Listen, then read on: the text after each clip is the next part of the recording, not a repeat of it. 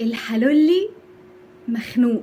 ايه اللي انا شفته ده؟ اتفرجت امبارح على فيلم شماريخ، ومش انا اللي شغلته، ده حد في البيت هو اللي عندي شغله، وانا مضطره بقى عشان سهرة العيد وكده ان انا اقعد اتفرج.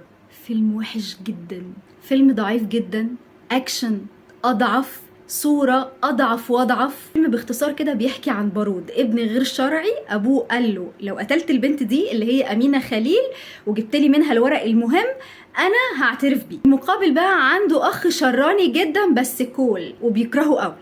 هو كده الفيلم خلص. امال انتوا فاكرين ايه؟ ياسر ياسين.